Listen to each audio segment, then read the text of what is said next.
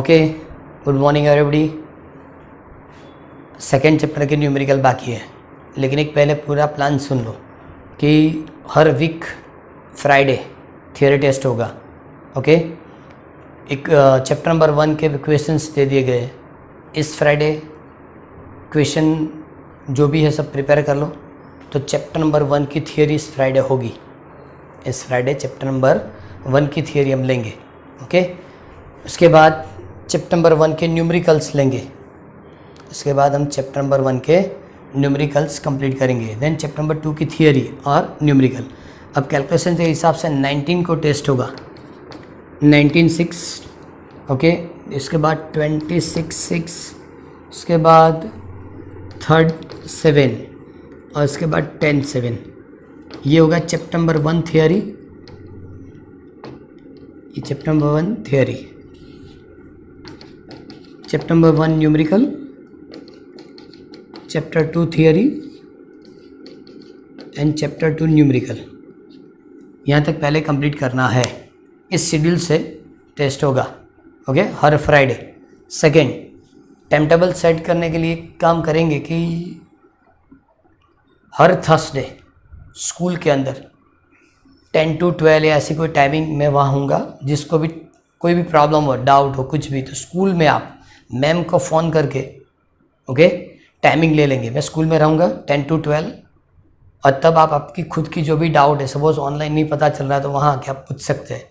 एक चीज़ और, थर्सडे में आपको वीडियो नहीं रखूँगा। क्यों? थर्सडे आप प्रिपरेशन कर सके, इसलिए थर्सडे वीडियो नहीं होगा। क्लियर? लेकिन Monday Tuesday Wednesday Friday and Saturday से 5 वीडियो हम कंप्लीट करेंगे। थर्सडे इसलिए कि आप सपोज प्रिपेयर करें तो फ्राइडे आप टेस्ट प्रॉपरली दे सके। ओके, और कुछ भी डाउट हो उस दिन आप उसको कंप्लीट कर लेंगे। क्लियर? आज सेकेंड चैप्टर की न्यूमेरिकल कंटिन्यू करना शुरू करेंगे। सेकेंड चैप्टर की थियरी कंप्लीट हो चुकी है।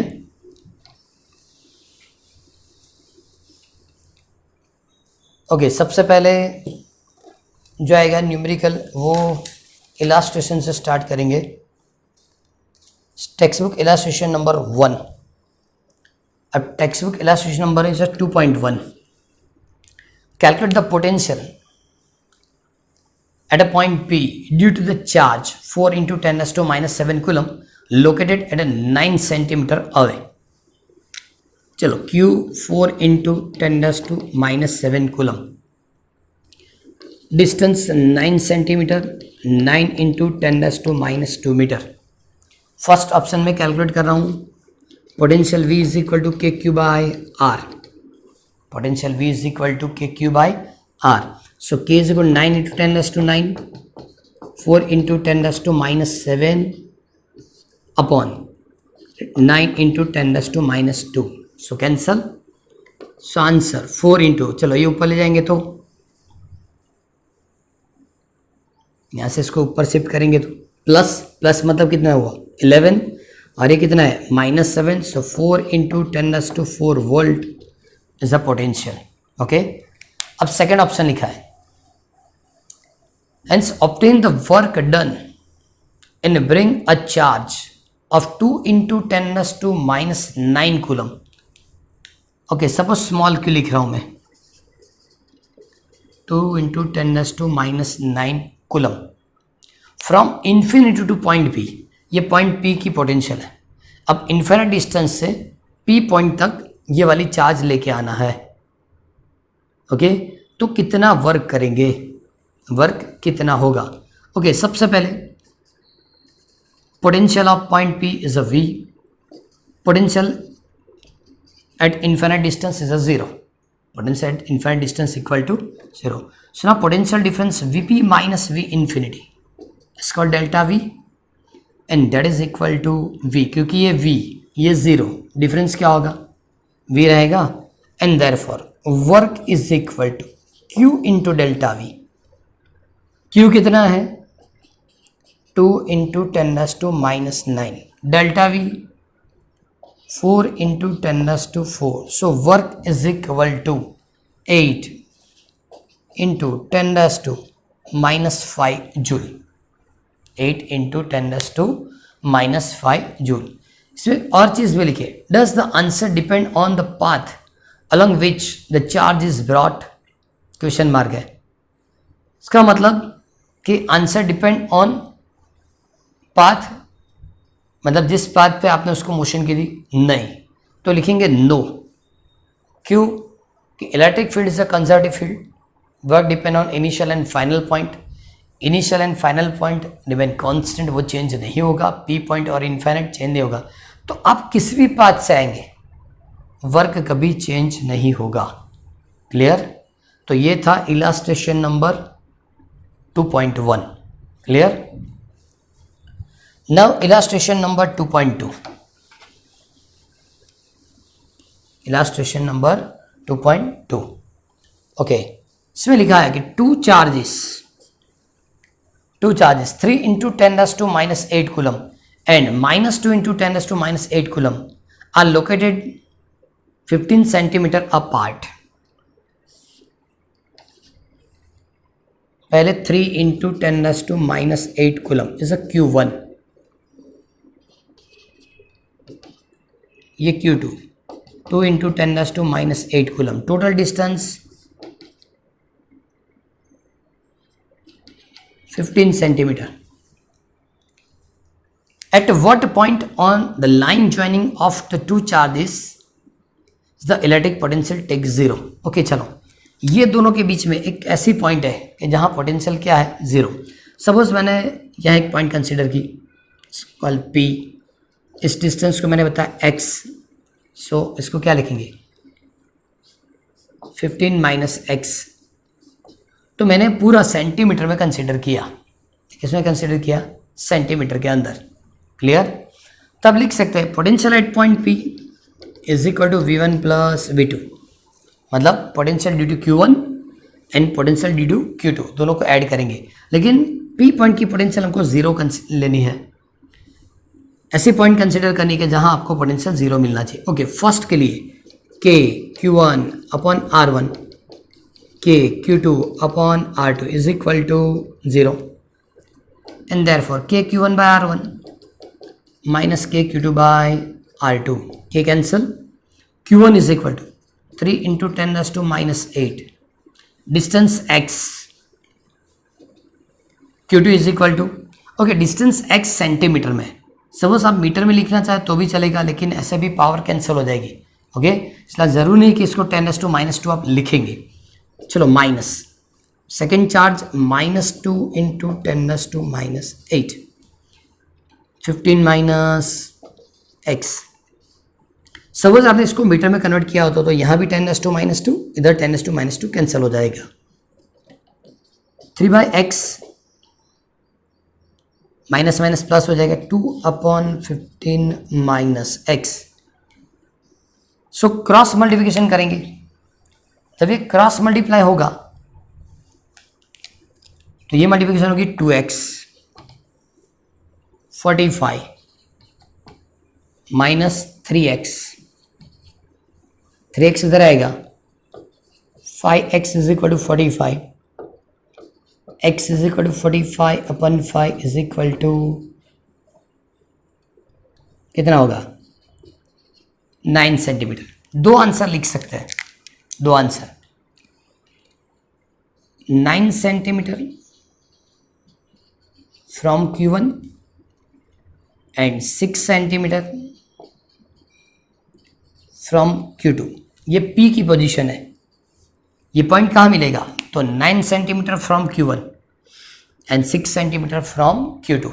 लेकिन और एक अरेंजमेंट भी पॉसिबल है, एक सिंगल अरेंजमेंट भी पॉसिबल, यहाँ ड्रॉ करें। चलो ये Q1 3 into 10⁻⁸, Q2 -2 into 10⁻⁸, distance 15 centimetre. Suppose यहाँ एक पॉइंट कंसिडर करेंगे, इट्स कॉल्ड Q। तो दिस डिस्टेंस इज x, तो रिमेनिंग डिस्टेंस x माइनस 15। मतलब यहाँ भी एक पॉइंट कैसे कंसिडर करेंगे, हो सकता है कि वहाँ भी वो लाइन ज्वाइनिंग है, ये बीच में था, ये आउटसाइड इधर या इधर कहीं भी हो सकता है, तो मैंने इस साइड पे Q कंसिडर किया। तो फिर से वही होगा, potential at point Q is equal to V1 plus V2 and that is equal to 0। And therefore V1 is equal to minus V2. First की पोटेंशियल के Q1 बाय R1, के Q2 bye R2. So K cancel. Q1 is equal to 3 into 10 raised to minus 8. Distance is x. Okay यहाँ एक गलती हो गई, ये minus लिखना था. Minus 2 into 10 raised to minus 8. उधर जाएगा तो माइनस होगा और ये माइनस है. Remaining distance x minus 15. देखो ये भी मैंने सेंटीमीटर में ही रखा. क्यों? मीटर में रखते तो 10 raised to minus 2, 10 raised to minus 2 दोनों साइड कैंसिल हो जाते. So now 3 divided by x, 2 divided by x minus 15. Okay, so multiplication करेंगे तो 3x minus 45 is equal to 2x. ये उधर आएगा, वो उधर जाएगा, इसका मतलब x equal to 45. ये इधर आएगा तो 3x minus 2x. ओके, लिखना तो लिख सकते हैं. चलो 3x minus 2x is equal to 45. and therefore x is equal to 45 centimetre. तो x equal to 45 from Q1, तो क्या लिखेंगे? 45 centimetre from Q1 and 30 centimetre from Q2. Check करो, ये 15 था, यहाँ से कितना 45, तो यहाँ से कितना होगा 30 सेंटीमीटर. ये न्यूमेरिकल किसी भी तरह कंप्लीटली प्रिपेयर करना पड़ेगा क्योंकि न्यूमेरिकल बहुत बार रिपीट हुआ है और सिमिलर न्यूमेरिकल एक्सरसाइज में भी हमको लिख के दिया है. ओके, सिमिलर न्यूमेरिकल जो एक्सरसाइज का है वो कंप्लीट करेंगे तो वो है एक्सरसाइज में नंबर 1. एक्सरसाइज का पहला ही न्यूमेरिकल है 2.1. इसी मेथड से रहेगा. इसमें लिखा है 2 charges 5 into 10 raised to minus 8 coulomb and minus 3 into 10 raised to minus 8 coulomb are located at a 16 centimeter apart. चलो वही हुआ 5 into 10 raised to minus 8 Q1 minus 3 10 raised to minus 8. Distance is 16 centimeter. At what point या points on the line joining the two charges is the electric potential is 0. Okay, यहाँ consider करेंगे point P. Again this distance is x in centimeter, so remaining part 16 minus x in centimeter. Okay, so now potential at point P is equal to potential due to Q1 and potential due to Q2 and consider क्या होना चाहिए 0. इसका मतलब V1 is equal to V2. इसका मतलब के Q1 अपन R1 minus के Q2 bye R2. ये भी माइनस ही होगा, के cancel. Okay, now Q1 is 5 into 10 raised to minus 8 अपन x माइनस 3. तो पहले माइनस तो था ही, minus 3 into 10 raised to minus 8 अपन 16 minus x minus 8 cancel. So 5 upon x is equal to 3 upon 16 minus x. Cross multiplication. So 80 minus 5x is equal to 3x. ये उधर जाएगा. So 8x is equal to 80 and therefore x equal to 10 in centimeter. Answer 2 लिखेंगे. From 10 centimeter from Q1, 10 centimeter from Q1 and 6 centimeter from Q2. 6 centimeter from Q2. Okay, अब वो arrangement change करो. Q1 5 into 10 raised to minus 8, 3 into 10 raised to minus 8 and point consider is capital Q. Okay, this distance 16 centimeter. ये x, so remaining x minus 16. ये total x होगा तो इसको क्या लिखेंगे x minus 16. Again at point Q potential due to Q1 and potential due to Q2 और addition क्या मिलनी चाहिए 0. So again V1 is equal to minus V2 KQ1 by R1 minus KQ2 by R2, K cancel. Q1 is 5 into 10 raised to minus 8 upon distance is X minus 3 into 10 raised to minus 8 X minus 16 minus 8 minus cancel. So 5 divided by X 3 divided by X minus 16. Clear? Cross multiplication करो तो क्या होगा 5x minus 80 and that is equal to 3x and therefore 5x minus 3x is equal to 80. 2x is equal to 80. x equal to 40 centimetre. Okay तो यहां से 40 centimetre. So 40 centimetre from Q1 and 24 centimetre from Q2. इस तरह से रहेगा. Clear? तो ये numerical भी सिमिलर था, ये न्यूमेरिकल भी सिमिलर था. ओके तो दोनों न्यूमेरिकल पता चल गए. इलास्ट्रेशन 2 एक्सरसाइज 2.1 कंपलसरी लिख के प्रिपेयर करना है. और जिस वीडियो में जितने न्यूमेरिकल हम कंप्लीट करते हैं ओके वो हर बार आपको लिख के कंप्लीट करके देना है. हाँ होमवर्क क्या है ऐसी क्वेश्चन नहीं करेंगे. Okay now exercise 2.2. A regular hexagon of side 10 centimeter has a charge 5 microcoulomb at each of its vertices. Calculate the potential at the center of the hexagon.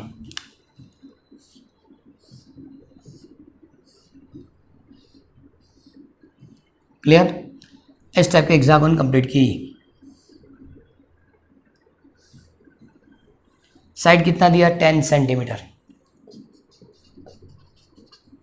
Suppose A B C D E और F हर corner के ऊपर electric charge small q है.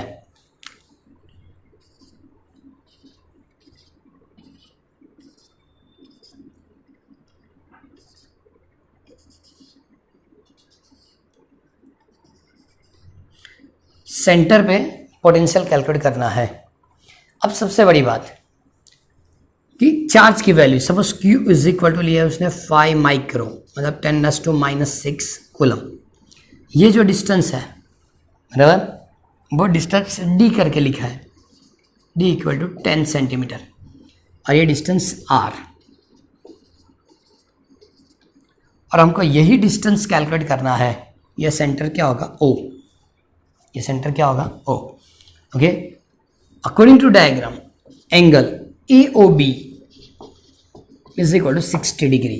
AOB क्या होगा 60. क्यों? Hexagon है पूरा सर्कल होगा डिवाइड बाय 6 मतलब 360 डिवाइड बाय 6 तो आंसर क्या होगा 60 डिग्री. जब ये 60 डिग्री होगा तो ये इक्विलेटरल ट्रायंगल हो जाएगा.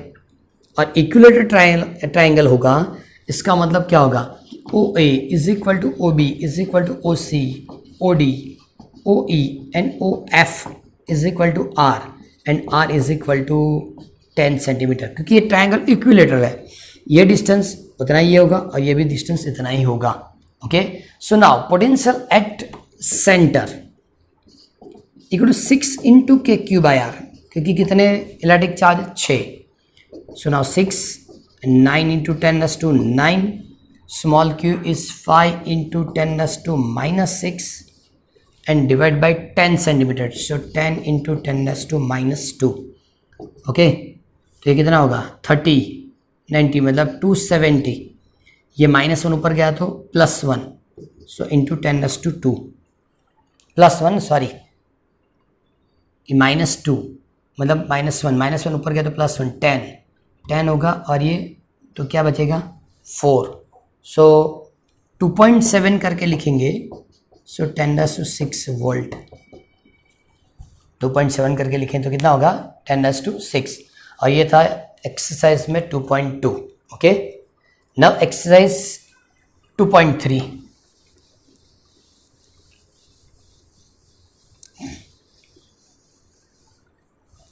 exercise number 2.3.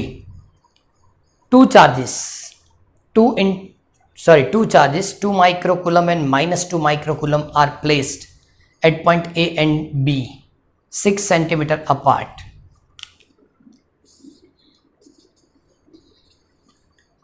फर्स्ट के लिए 2 माइक्रोकुलम, सेकेंड के लिए -2 माइक्रोकुलम, डिस्टेंस 6 सेंटीमीटर. चलो बाद में देखिए 6 सेंटीमीटर अपार्ट. क्या कैलकुलेट करना है? Identify the equipotential surface of a system. Okay, चलो सेंटर में एक सी पॉइंट लिया मैंने और सी पॉइंट पे एक सरफेस ड्रॉ कर रहा हूं.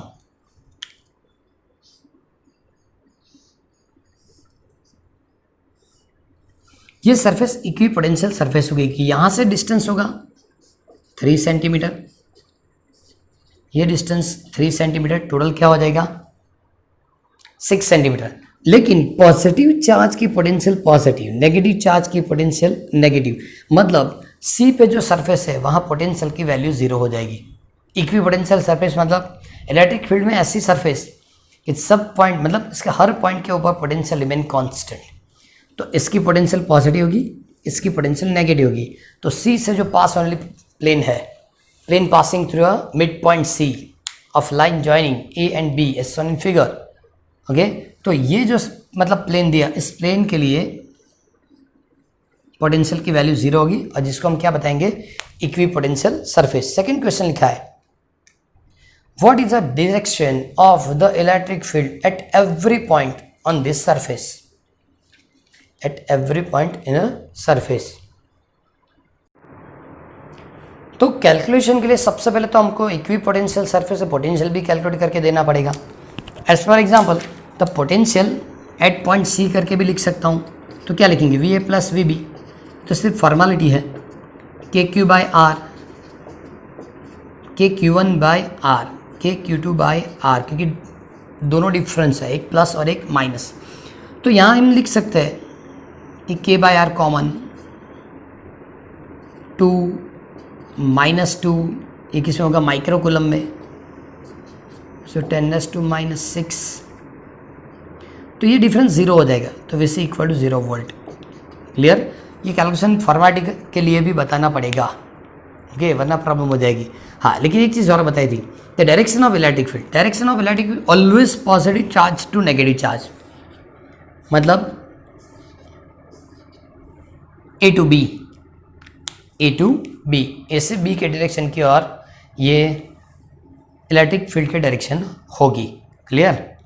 Okay, now next is the last numerical वो exercise 2.4.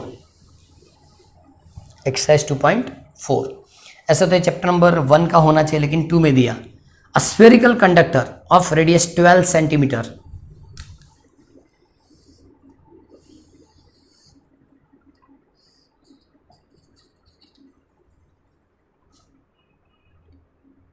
has a charge 1.6 10⁻⁻7 coulomb distributed uniformly on the surface. What is the electric field inside the sphere, just outside the sphere and 0.18 centimeter away. Okay, पहले तो inside the sphere electric field 0 होती है. पहले भी बताया था inside first chapter में ये है कि स्फेरिकल सेल होता है तो स्फेरिकल सेल के अंदर इलेक्ट्रिक फील्ड 0. ऐसा क्यों? तो सपोज मैंने एक गाउसियन सरफेस यहाँ कंसीडर की, तो गाउसियन सरफेस मतलब integration E into d A sigma Q upon epsilon 0 4 pi R square. Suppose radius मैंने आर ली, इसकी रेडियस क्या है आर. ओके, लेकिन सिग्मा क्यू तो चार्ज तो ऊपर है, अंदर तो चार्ज है ही नहीं, तो इसकी वैल्यू 0 हो जाती है और इससे हमको इलेक्ट्रिक फील्ड की वैल्यू क्या मिलती है 0. मतलब स्फेरिकल सेल के अंदर इलेक्ट्रिक फील्ड नहीं होती. तो ये फर्स्ट पॉइंट.